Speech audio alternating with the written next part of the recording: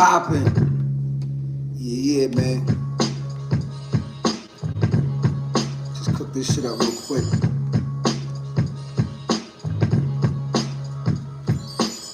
Got here a little late today, man. Had to do some shit with my kids, you know what I'm saying? My son, little Rivy. Speaking of kids, man, I've been seeing in the all the headlines about T.I.'s son, man. I spoke about it yesterday. I said, when kids get that age, man, you gotta let them do them. But I will say this, like, you know, when I was growing up, we came from nothing. Mom Duke, my moms and Sticky Moms, they sisters, right? I used to go to Sticky Mom's crib to get food stamps for my moms, vice versa. We grew up in Brooklyn, early 80s, niggas ain't have shit. We had to get it on our own, you know what I'm saying? We had to figure this shit out. Now, my son, they ain't gotta go through that type of shit. You know what I'm saying? I think life is better now. You know what I'm saying? It's just better. People getting more money, it's more entrepreneurs than when my moms came up.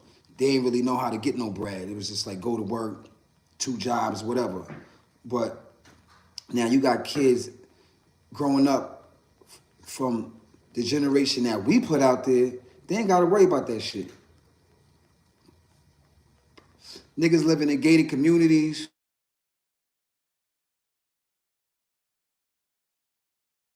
It's just crazy, man. It's like they got the life put right in their hands. They ain't really gotta worry about too much. Everything is kind of set up.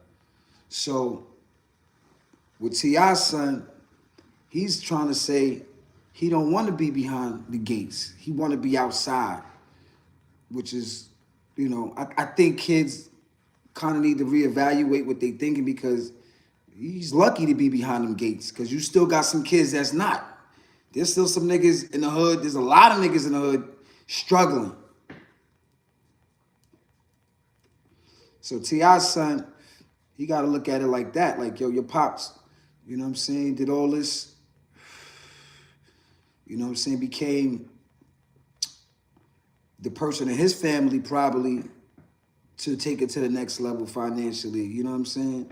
So you gotta respect that, man. These kids don't got to respect nowadays, man. They gotta respect that shit, cause it ain't hard.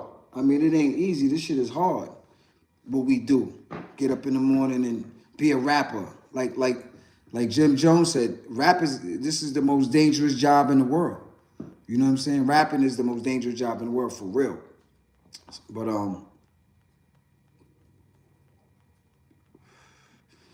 kids nowadays, man, they think they know every fucking thing. They get everything from fucking iPads. Nigga, we had to actually read a fucking book when we came up. Nigga, these kids, they can go right on fucking the internet and get the answer to any fucking thing. It's Google. We didn't have fucking Google. Do your fucking Googles. Like, we ain't have all that. We had to really, like, nigga, we had encyclopedias. Niggas was knocking on the door with encyclopedias. Big everybody had them shits in the crib. Them ugly ass encyclopedias and shit. You know what I'm saying? That's where we got our information from. Those big ass heavy fucking books. These kids, they got it made, man. And they act like they don't. They act like, you know what I'm saying? Like, they want to be gangster, but they not. But growing up, being famous, and T.I. put his kids out there, you know what I'm saying? He made them famous. He put them on TV, Family Hustle. So he made his kids famous. That might, you know what I'm saying? That might make a nigga have more fights in the street. Niggas is mad jealous. You still, you know, you outside. I'm sure you going to the, you know, the neighborhood sometime and niggas see you as a target. So you gotta be extra tough.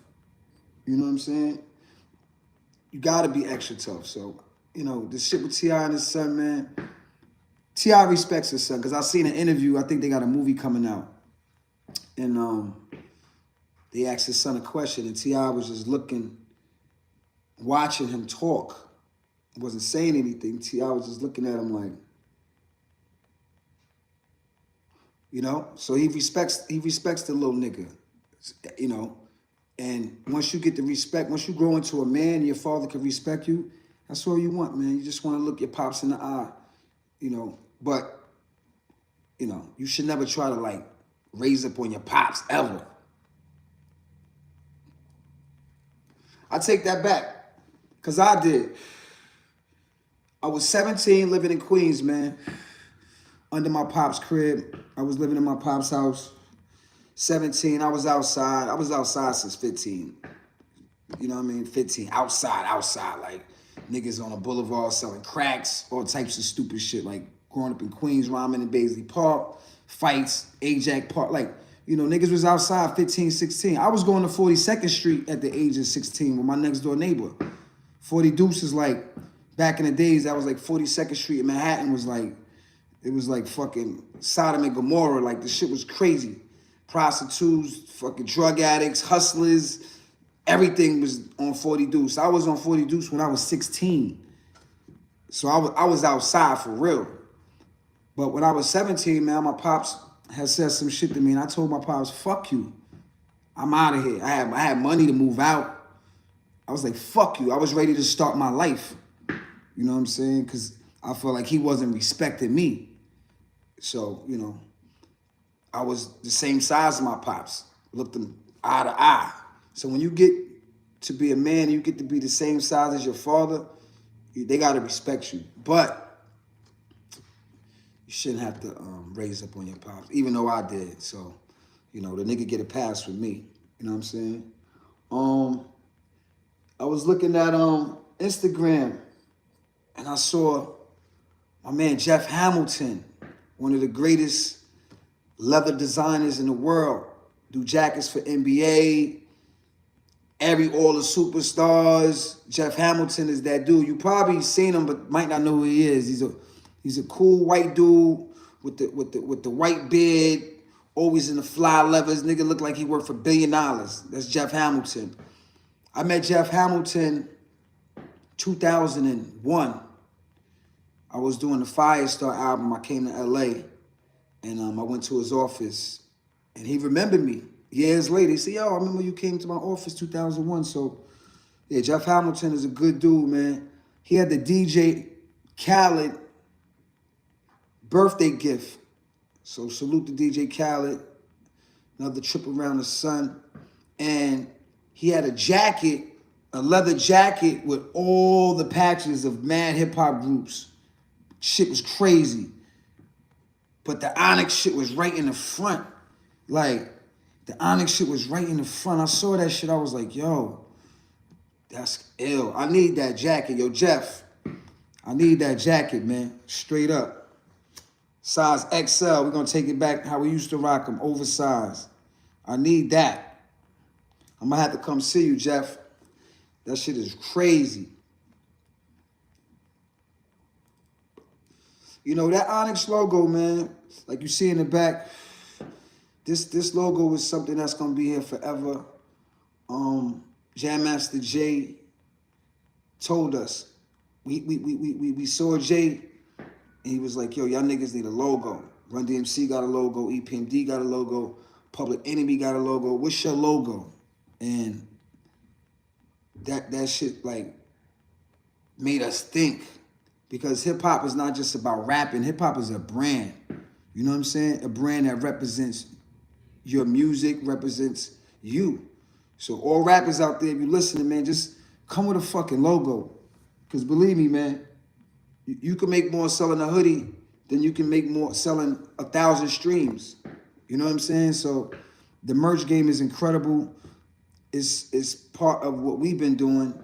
And it's just good that somebody like Jeff Hamilton, which is world renowned, this guy is, top tier when it comes to fashion.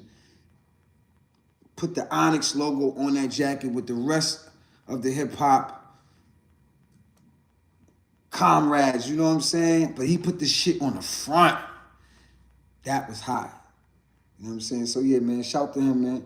And I was riding on the highway the other day, me and my man Cliff. You know what I'm saying? Nigga picked me up in the Tesla. And the Tesla, that shit drive itself. This nigga be rolling blunts driving the car. Straight up. The nigga be looking at me rolling blunts in the car, be doing 70. I be like, yo, my nigga, what? So, yo, the first time in the test was crazy, man. You know, I gotta get used to that Tesla shit because that shit is crazy, bro. It's just, that's the way the world is moving. But anyway, we downloaded the nigga Andre 3000 album and was listening to this shit, you know what I'm saying, in the car. And the mood just changed. The mood just got real, to me. See, I do beats, and all producers know what it is. Like, especially boom bap producers, we listen to all types of music, man. Jazz music, dark jazz, Japanese funk, German, Russian. Yo, there's funk in every country, you know what I'm saying? And guys like Yusuf Lateef, you know what I'm saying? Great, ill flute player. Niggas like Pharoah Sanders. You know, you start learning these niggas and you start listening to that type of shit. You know what I mean? So when I heard Andre 3000 album, it was I was already used to that type of shit. You know what I'm saying? It's the type of shit we be sampling. You know, it's the type of shit he sounds real. That shit sounds good. Like, you know what I'm saying? Like the way he put it together, because it's just not a nigga blowing a flute. It's a nigga, you know, blowing the flute, but he got the other things around it to make it music. And, you know, it sounds just like, I would compare it to somebody like Pharoah Sanders or somebody like Sun Ra. Those are names, he's in that realm, you know what I'm saying? That acid jazz type of shit. Smoothed out though. Alice Coltrane, her shit is dope too. So, you know, when I'm listening to the album, I'm like, this shit is dope. But my man Cliff, he like, yo, this ain't it. This ain't it. I'm like, you know, he a young nigga. He don't know. You know what I'm saying? He's not into that world. So the reaction is just all over the place. Because I like this shit. I was vibing to this shit. He's like, nah, turn this shit the fuck off. Then nigga start playing Future or some shit, or, you know, some of that type of shit. But that nigga outselling hip-hop artists. And that just goes to show you, you could do anything you fucking want in this world. Just do it. You want to fucking play a flute? Do that shit. I remember in high school, everybody had to get an instrument, right? Everybody had to play an instrument. Everybody to pass high school.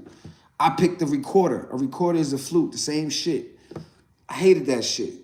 I was like, I hated that shit. That shit was, you know, I don't know how I got past that class because I couldn't play that shit for nothing, you know? So, salute to Andre 3000, man. Do your thing, my nigga, you heard? Word, do your thing. That nigga selling, and a nigga got a song that's 12 fucking minutes long. What the fuck? Like, who does that? 12 minutes. That nigga must have been on some cool ass drugs and shit. You know what I'm saying? Some mellow shit, some weed, mushrooms, and some earthy type shit. You know what I'm saying? To make a record 12 fucking minutes. Well, the nigga could ride for 12 minutes straight, so I guess playing the flute for 12 minutes straight ain't shit, right? Yo, you know I be fucking with my sports and shit, right? But I got something to say. I don't know I don't know what the fuck is going on with this NBA tournament bullshit. Like, all I see is fucking fancy courts that look like a video game. But I don't understand this shit. Like, what is it? Tell me, this is some real shit right here. It's that gelato. What y'all smoking on? So tell me, this NBA and this tournament shit is confusing to me. Like, I don't get it. Like, I fuck with the NBA, but all this, yeah, they doing too much. You ask me. Like, that shit is just like, nigga, can we just watch some real fucking basketball? Like, the courts is annoying. You watching this shit, it look like, I don't know, like a college game, a video game. I don't know. I'm not with all that shit. Let's just keep it simple. You know what I'm saying? Just keep it simple. Your man Russell Westbrook. I was reading Vlad, and he had a little thing with the fan, a heckler, and it's not the first time Russell Westbrook reacted to motherfuckers. Because don't fuck with Westbrook. He like, that nigga's a street nigga. Like, that nigga don't give a fuck about a basketball game, who's watching. That nigga will step to you. Like, but how the fuck do you hear that shit? Like, the game is playing, it's a mad fucking crowd, this and that. Like, how you get that close to hear what somebody fucking saying? That's crazy. Like, this nigga must got like fucking ill hearing or some shit. You know what I'm saying? Like, how the fuck can you hear that shit? Especially if you running back and forth. It ain't like, I guess maybe he was taking the ball out or something and it was right in his ear. I don't know. I didn't see the game, but I'm just reading from the blogs. But yeah, man, leave fucking Westbrook alone, man. He's a Hall of Famer. You know what I'm saying? They should have won a championship when them niggas when they was in OKC. When all them niggas was in OKC, they should have stayed. If them niggas would have stayed 1 or 2 more years, them niggas would have had multiple chips. They had Durant, they had motherfucking Westbrook, and they had your man Rick Ross. You know what I'm saying? All them niggas was on the same team. You know what I'm saying? Salute to James Harden and shit, you heard? But if them niggas would have stuck together, them niggas would have had a chip after chip after chip. It wouldn't have been that Golden State shit would have been different. They missed that one. They had imagine all them niggas young on one team. Like, them niggas, Durant, Westbrook, and James Harden on the same team. Like, niggas forgot about that? That's crazy. Yeah, niggas leave Westbrook alone, man. That nigga, I always say that nigga remind me of Mike Tyson. Like, something about that nigga remind me, he like the basketball version of Mike Tyson. Leave that nigga alone. Word. But yo, man, we gonna get up out of here, man. You know what I'm saying? Just chilling, talking to y'all niggas. Gotta make moves. We got a show tomorrow in San Diego. Make sure you tap in at onyxhq.com. If you in San Diego, pull up. We got the show out there. And then the next day, on Thursday, November 30th, we got a show at the Whiskey Go-Go, the world-famous Whiskey Go-Go on Sunset Boulevard. If you in LA, pull up. We just gonna be doing our classics. We ain't really doing too much extra shit, you know what I'm saying? Shout to DJ Lala.